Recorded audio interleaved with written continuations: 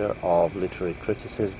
I am Dr. Fouzi Slisli, and I will be talking to you today about Marxist literary criticism. This is our last session, so I want to introduce you to the tradition of literary criticism that developed in the Marxist school of thought. Well, we start with Karl Marx. Karl Marx initiated the tradition of Marxism in the 19th century. He was born in 1818 in Rhineland in Germany. He's known as the father of communism and the father of Marxism. In 1847 he joined the Communist Correspondence League. In 1848 he wrote the Communist Manifesto with Engels. In 1852 the League was abandoned and Marx died in 1883. Some of the most important ideas in Marxism that are relevant to literature, because we have to realize that Marx or Frederick Engels did not speak a lot about literature or about culture, but from their system of thought, from their ideas, there were also few comments, and scholars after them took those ideas and built theories of literature that became known as Marxism. The most important idea is the idea of the base and the superstructure. The base is the material conditions, and the superstructure is anything that has to do with ideas. So, for example, labor, work, economic relations, that's all part of the base. But law, education, literature, religion, all of this is part of the superstructure. So anything that has to do with ideas is part of the superstructure. Anything that has to do with the material conditions, the economic relations, is the base, is part of the base. Marx is important because before Marx, people thought that it is the ideas that people have that determines their material conditions, which means that if you are smart and educated, you have a good life and you become rich. Marx reverses that. He said it's the material conditions that determine people's consciousness, people's ideas, and people's culture. That it's the material conditions that determines how far a person can go in life. So this is very important because it's an important question for us to understand how history works. How does history work and progress? How does it move forward? The idea that history, Marx tells us that history is made out of two main forces: the base, the material conditions of life, economic relations, labor, capital, all of these material things, that's the base. And then there is the superstructure. This is what today is called ideology or consciousness, and includes ideas, religion, politics, history, education, etc. Marx said that it is people's material condition that determines their consciousness. In other words, it is people's economic conditions that determines the ideas and the ideologies that they hold.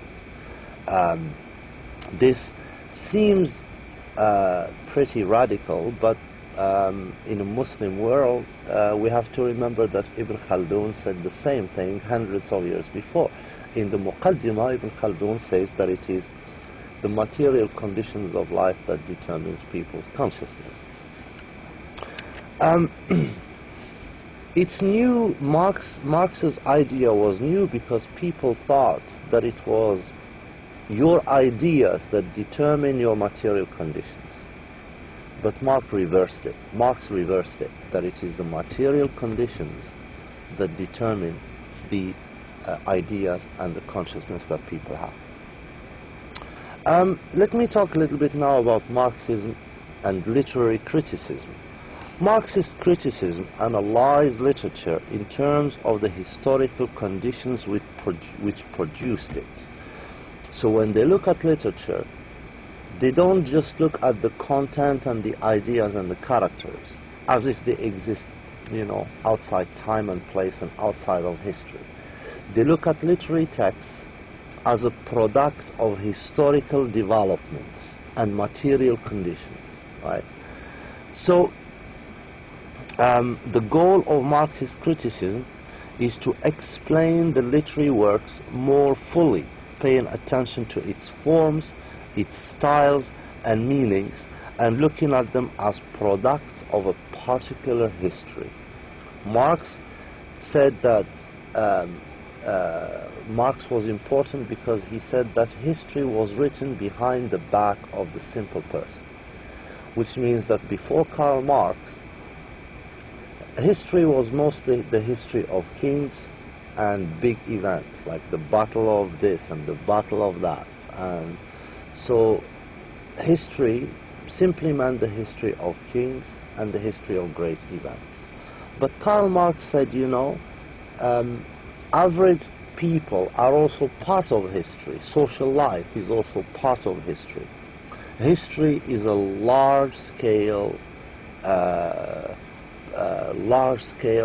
process that includes even life in everyday communities, even the activities of poor people, even the activities of farmers, peasants. They all contribute to the development of history. So with Karl Marx, we learn to understand that history is far bigger than what we used to think it was. History is not simply the history of kings and big events, but it's also the history of average people, of life in its everyday life capacity, and so on and so forth. Also, Marxists say that the best literature should reflect the historical dialectics of its time. The best literature should reflect the historical struggles of its time. It shouldn't just exist in the clouds with no relations to the historical struggles that happened in its time. The best literature should reflect those historical struggles. To understand literature means understanding the total social process which it is part of. So for Marxism, to understand literature means understanding the social and historical process that it is part of. To understand ideology, and literature as an ideology meaning a set of ideas. Ideology is simply a set of ideas, and literature as a set of ideas is simply ideology. So to understand ideology and literature as part of ideology, one must analyze the relations between different classes in society.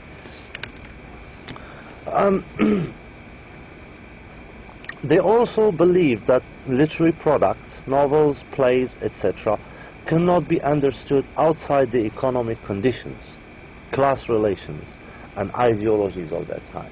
So you cannot understand a play or a novel or short story without trying to understand it in relation to the economic conditions of its time, to the class relations, to the ideologies that exist there.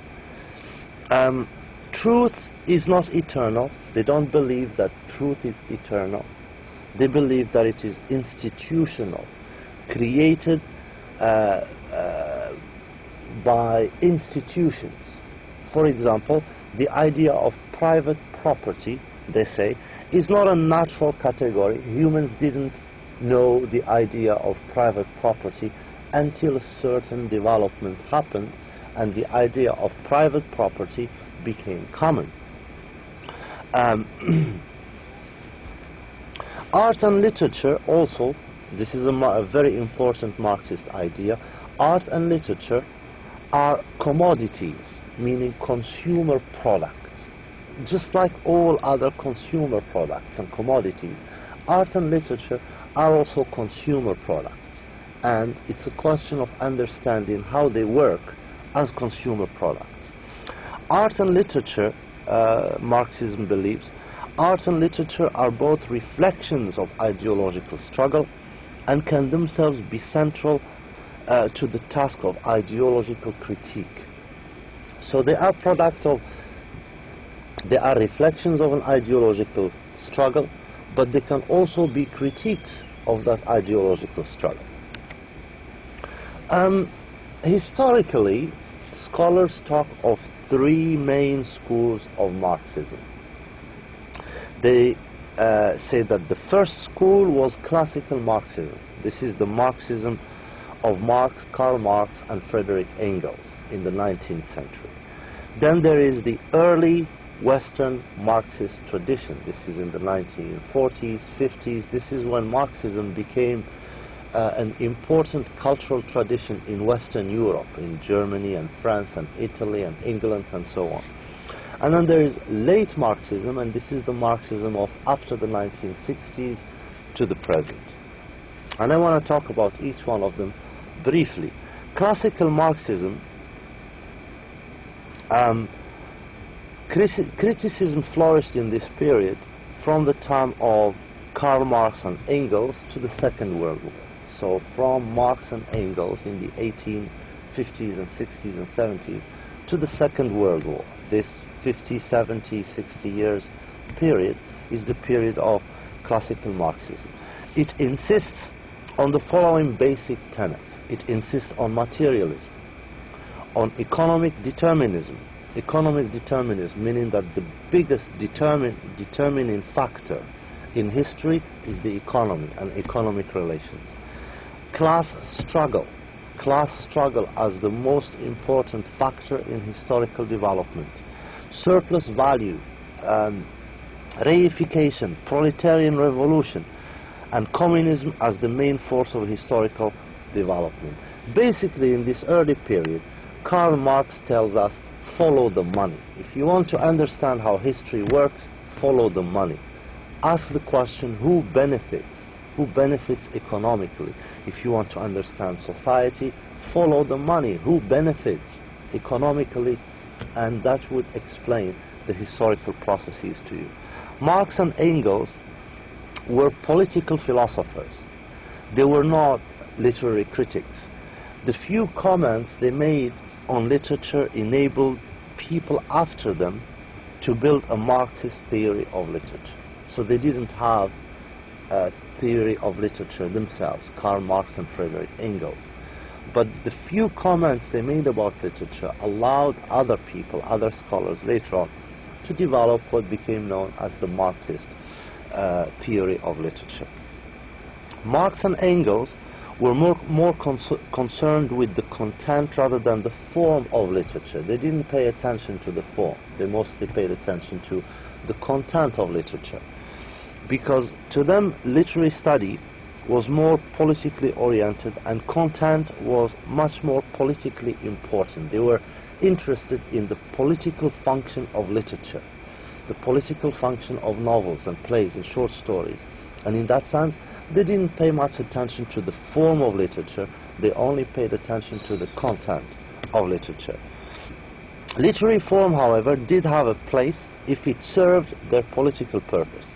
Marx and Engels, for instance, liked the realism of Charles Dickens, of Honoré de Balzac, of W.M. Thackeray, and Lenin, the first ruler, the first leader of the Soviet Union, praised Tolstoy for the political and social truths of his novel. So this is the period of classical Marxism. It includes Karl Marx, Friedrich Engels, the leaders of the Soviet Union, and the theorists and political writers of this period from the 1880s, if you want, until the Second World War.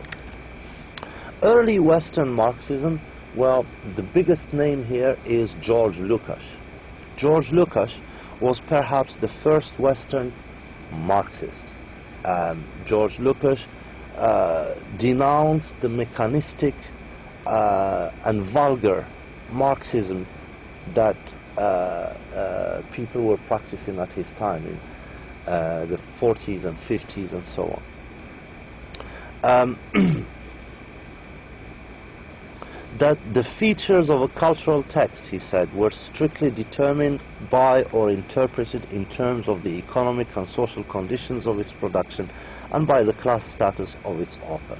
Basically, he criticized traditional Marxism. He said, you guys are concentrating too much on the economy, that you're failing to see how other things can be seen as material conditions. What constitutes material condition? Does it have to be something material that you can hold, or some other things that are less material in their appearance can constitute a material condition? So he criticized traditional Marxism, but he insisted more than anybody else on the traditional Marxist reflectionist theory, that basically that literature is a reflection. Literature is part of the superstructure, and the superstructure reflects the base. He insisted on this more than anyone else. Even when this theory of reflection, superstructure reflects the base, even when this theory was under severe attack from the formalists, the Russian formalists in the 50s, George Lukács defended it. Another important name in Western Marxism is Mikhail Bakhtin.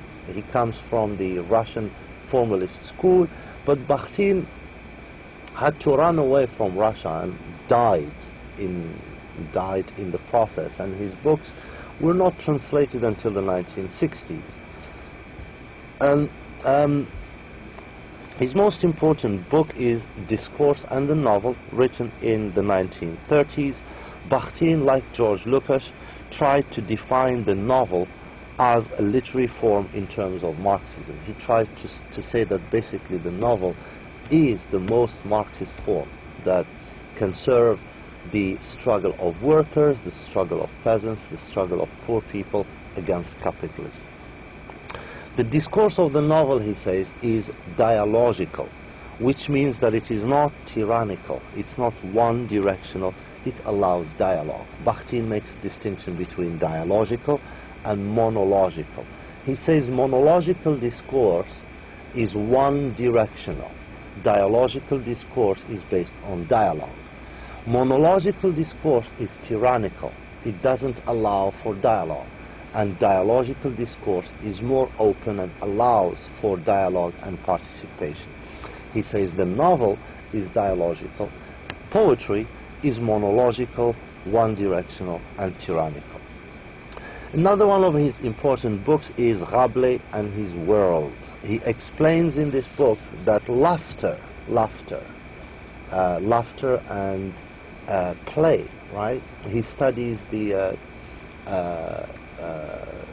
festivals of laughter of the medieval period in Europe, and he says that laughter in the medieval carnival represented the voice of the people as an opposition, as an oppositional discourse against the monological, serious ecclesiastical church establishment.